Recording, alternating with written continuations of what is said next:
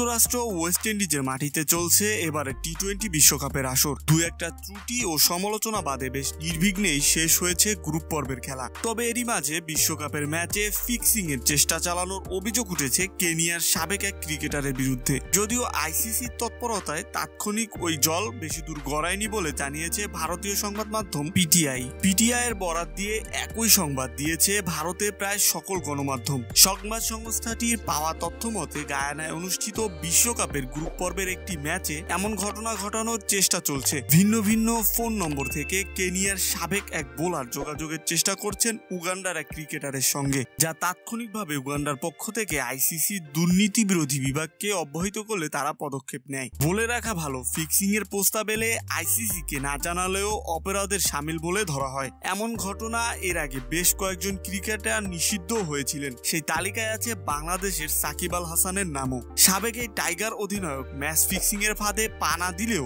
ICC কে না জানানোয় 2 বছরের জন্য নিষিদ্ধ হয়েছিল, যদিও পরে সেটি নেমে এসেছিল 1 বছরে। আরেকটি সূত্র জানিয়েছে ক্রিকেটারদের সবসময় এই ধরনের পরিস্থিতিতে পড়তে হয়, বিশেষত ছোট দেশগুলো বেশি শিকার হয় এই ঘটনা। টি-20 বিশ্বকাপের মতো বড় ইভেন্টে এই চেষ্টা আরো বেশি হয়ে থাকে। সে কারণে এরকম কোনো ইঙ্গিত পেলেই জানাতে হয় আইসিসির অ্যান্টি করাপশন ইউনিটকে। তারপর তারা যথাযথ প্রক্রিয়া মেনে তদন্ত ও এর বিরুদ্ধে ব্যবস্থা গ্রহণ করেন। একইভাবে কেউ যদি এই ঘটনায় জড়িত না সত্ত্বেও আইসিসি কে না জানায় তথ্য গোপন করে, তবে তাকেও এই অপরাধের শাস্তি পেতে হয়। এবার ইতিহাস তৈরি করে প্রথমবারের মতো টি-20 বিশ্বকাপ খেলতে এসেছিল উগান্ডা।